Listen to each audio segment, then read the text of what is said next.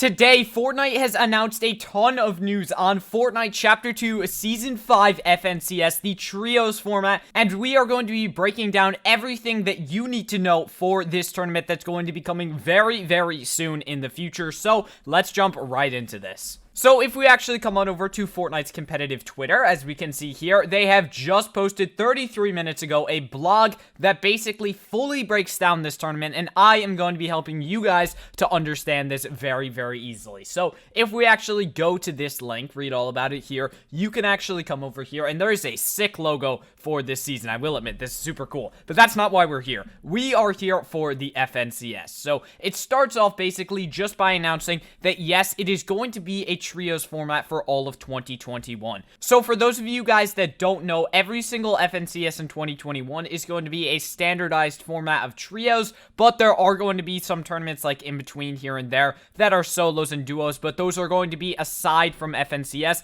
The main FNCS is actually going to be Trios. Just thought I should point that out. So actually moving on down, you can see that they have actually raised the prize pool this year. A ton of people thought that they lowered it, that we're getting reduced prizing, but in reality, they've actually raised it, and now it is $20 million compared to the $17 million in 2020. Now, before we actually get into the schedule of things, there are a ton of adjustments, and these are super important to the actual tournament. So, I'm going to be breaking down every single one of these. So, let's jump right into the first one. The format adjustments. Now, if we actually look at this, players will compete in a single cross-platform player pool. This allows players on multiple platforms to play together as teammates. So, basically, for those of you guys that don't know, past FNCS tournaments have actually been split based on if you're playing on console or on PC. But this tournament will actually be combining the two, and now it will be cross-lobby. So if you're a PC player, you will be playing against console players, or mobile players, or any players at all. Now, this also means that for the prize pool, they will all be combined once again. So you're competing for the same prize pool, whether you are on PC, or on mobile, or on console. So it does make it a little bit more difficult to get a share of that prize pool, but I believe in you guys. I think you guys can do it. The next one is that weekly qualifiers will have an additional round to pare down to the final lobby more gradually. So basically, we'll get more into this later in the video, but basically what it is, instead of it being the open round and then like the top 1,500 people and then the finals, instead it's going to be the open round, then like 3,000 people, then 1,500, and then the finals. Just giving you guys a little bit more elimination. Now, the next one we have is once you are qualified to the semifinals, teams will be locked and not able to play in additional qualifiers. This means if a team directly qualifies to semifinals in week 1, that team won't be able to influence week 2 or week 3's qualifiers. Now, this one is a little bit confusing, but it is super important. Basically, what it means is that there are going to be 3 different weeks of qualifiers, and we'll get into the schedule later on, but just for now, stick with me. If you actually manage to qualify for the finals or the semifinals,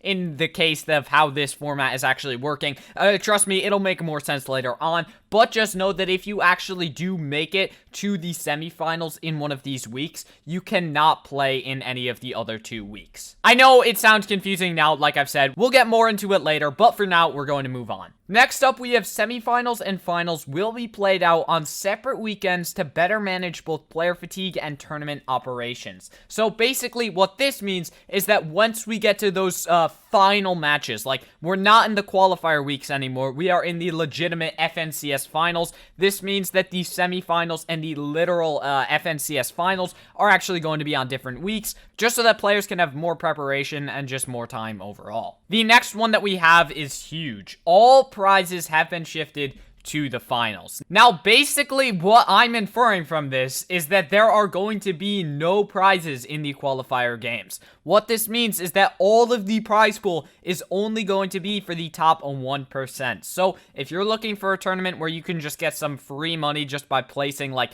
top 3,000, this is not that tournament. The FNCS for this season is going to be really difficult to get prize pool money in, but in theory, if you actually make it to that finals, if you actually get there, then you will be getting a decent bit of that prize pool. So this is obviously really huge, and all the prizes are going to actually be going to the finals, but, you know, they have to make some cutbacks somewhere on where they're actually handing out more money. I honestly think that's a good idea, because then it's not going to, you know, force them to spend a ton of money where they don't necessarily need to. I mean, it's completely up to opinion here. Doesn't really matter what I think. Let's move on to the next topic. The top 3 teams from each region's final will auto-qualify for the next season's FNCS finals. Now, these 3 people do actually need to stay together in their trio, but basically, this isn't going to apply for a lot of people, but if you are one of the top 3 teams that actually win FNCS, your trio will automatically go to the next FNCS finals. Because it is now a standardized format, we are going to be seeing trios for every single one of these seasons in 2021. Now, our second to last, our penultimate announcement, is that FNCS champions and other consistent top performers will earn the opportunity to be invited to the mid and end of year prize competitions. So this is really cool, because this is giving us some information that there are going to be invite-only competitions going on. Now, Cypher PK and a bunch of other different Fortnite YouTubers have actually covered why this may actually help Fortnite's competitive scene, but we may actually be seeing invite-only tournaments coming back where Epic Games actually invites like the top content creators and pros to actually come and play at these events. So something to keep your eye out there for. Now, finally, we have slightly different scoring formats for single lobby versus multiple lobby gameplay to account for increased level of competition and the increased challenge of obtaining eliminations in the later stages. Now, what I'm inferring from this is that it is going to be a more passive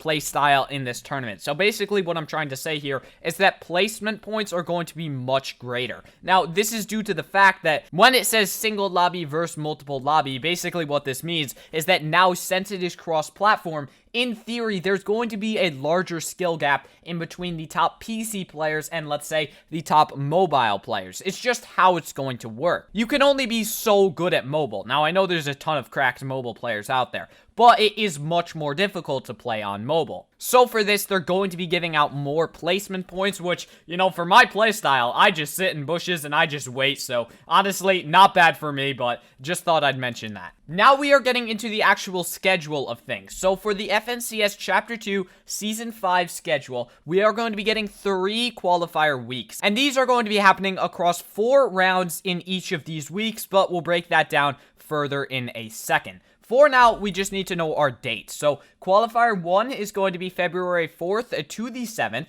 The second one is the 11th to the 14th. The third qualifier week is going to be the 18th to the 21st. And then we actually get an off week on the 25th to the 28th. And then coming back in March for the semifinals, we get the 3-day time span of March 5th to the 7th. And then finally, the reboot round on the 12th and 13th. And then ending it off with the finals on March 12th to the 14th. So a lot of dates to absorb in there, but I just thought I'd let you guys know the exact schedule for things. Now let's move on to the actual format of these qualifier weeks. So in the 3 weeks of qualifiers, we are going to be getting a special system that we actually have not seen before. Basically, the round that is open to everybody who is obviously in Champion League, you are going to get to play in this open. Now, it is trios, remember that. And then once you actually finish your 10 games across your 3-hour time span, you are going to be trying to get into the top 1,500 teams in your region. If you do manage to do this, you will move on to round 2. Now, as I said earlier, they have actually added in another round here. So instead of going straight to the finals from this one, you will now need to place top 250 teams in order to go to the semifinals of the open qualifiers. Then from there, you need to come top 33 teams, and then you will actually move on to the round 4 of the open qualifiers. If you actually manage to come in the top 10 teams from there, then you will be moving on to the semifinals of the regional stage. So this means that if you actually get into top 10, you will not be able to participate in any of the qualifier weeks. So if it's qualifier week 1 and you get top 10, which is a very small amount of people, but if you do, then you will not be able to participate in any of the other weeks, just to make it fair for everyone else. And along with that, since there's no prize pool for these qualifiers, there's no point in playing in these other weeks, just due to the fact that you can't be getting any more money from it. So now that we have the open qualifiers out of the way, we can look at the format for the semifinals. Now, in the semifinals, we are actually going to be seeing a bit of unique situation. Now, to make it to the semifinals, like I said earlier, you need to come top 10 in one of these actual round 4s in your open qualifiers. But along with that, the top 102 teams in series points, which basically you accumulate by just playing games. I don't know if they actually have a scoreboard for it, but basically your series points, I think, is just your total points across all of your games. I could be wrong there. There might be a different scoring system, but I'm fairly sure it's just your total points. I could be wrong there, so don't quote me on that, but it might just be a different scoring system. But basically, what I'm trying to say here is that the top 102 teams in series points that obviously aren't already qualified for this are going to also be moving on. So in total here, we will have 132 teams, obviously, because we have 10 being qualified per week in the open qualifiers, and then 102 from this will actually give us that 132 number. Now from there, I know this is a little bit complicated, but just stick with me. We are actually moving to the semifinals. Now, if you made it into these top 132 teams, congratulations, you are in the semifinals. Now, if you're actually making it here, then you are going to be split into 4 different groups. You're going to be in one of these 4 groups. And if you actually manage to come top 8 in your group, I imagine that it's going to be maybe like 7 games over 3 hours, or it'll be a specific amount of games. But after you play your certain amount of games and you score all your points in your group, the top 8 teams from the group will advance on to the next round. So after all of those games are done, we are left with 32 teams that are actually moving on to the official finals of FNCS. Now, I know you guys must be a little bit confused here because we are missing one team, and this leaves us the Reboot Round. So basically, since we only have 32 teams in the finals, they are going to do a special Reboot Round, which consists of the people who placed 9th through 16th in these group stages in the semifinals, and all of these teams will be competing, and the top team that actually wins the Reboot Round will be moving on to the finals, and they'll actually get caught back up into the finals. Now, we have finally reached the finals on March 12th to the 14th, and basically this tournament is going to be having these 33 teams that we have taken a while to get, but now that we have them, it is going to be consisting of these 33 teams. Obviously, the winner of this tournament will actually wield the Axe of Champions, or, you know, the FNCS Axe as it is better known, and it will be determined across 12 total matches across 2 days. So basically, the way that the finals are going to work is it's going to be a 2-day format with 6 matches on each day, and then the top 3 teams from each region are going to automatically qualify for Chapter 2 Season 6 FNCS Finals, like I mentioned earlier. And obviously, the winner will be the winner, and then the prize pool will be split up among the people who actually made it to finals. So now we're getting to the part that everyone has been waiting for, the FNCS prize pool. And if you're just skipping to this part of the video, I have bad news for you, because this prize pool is only being limited to people who actually make it to the finals. So if you actually skipped over the part earlier where I explained this during like the updates that they did to FNCS, that's totally fine. But basically, there are going to be no more prize pools in the qualifier rounds. They're going to be specifically dedicated to the people who actually make it to finals. So this means that our prize pool is going to be much higher for the people who actually make it to finals, but for those of us that, you know, don't actually have any realistic probability of making it there, we won't be getting anything, but it does give those pros a little bit more motivation to actually push themselves to make it to finals. Also, one more thing, if you skipped over it earlier, then you won't know this, but I'll just tell you it right now. This tournament is actually cross-platform, so no matter what platform you are playing on, you can be a console player, you can be a PC player, you will be playing in the same servers. So this means that the prize pool will also be split among all of us. So it's not like it's a different prize pool for each if it's console or PC. This prize pool is universal, whether you are playing on PC or console. So now that I've explained all of that, we can actually look at the prize pool. And we don't actually have the specific amount that is going to be given to each of our players, but we can kind of infer from this. So for EU, we are going to be seeing $1.35 million given out to the winners of the finals. Not specifically to the winners, but that is going to be split up among the people in the finals. So obviously, the first place team is going to get the most out of that $1.35 million. And then the second place team will get less, and the 13th place will get less, and you guys know how it goes from there. NA East will get $690,000, NA West will get $300,000, Brazil will also get $300,000, and you guys can read out the rest from there. So this is the total prize pool for FNCS, and where it is going to be going. Remember, it's going to everyone in the finals. There's not actually a prize pool for the qualifiers, or at least that's what I am understanding from this. Now, if I get any more news on this prize pool, I will be updating the description of the video, so make sure you're checking down there. If you're checking this video out like a few weeks after it was posted, or maybe a few days, I don't know. I will be updating the description of this video, though. Now, moving on to our next topic, we've got just a bunch of different random stuff that they have. So the FNCS broadcast will actually be broadcasted in a bunch of different languages now, but if you're watching this video, I'm imagining that you actually speak English because that's the language that I'm speaking. So hey, well, congrats. You don't need to listen to it in French, but if you want to, then sure, go ahead and do that.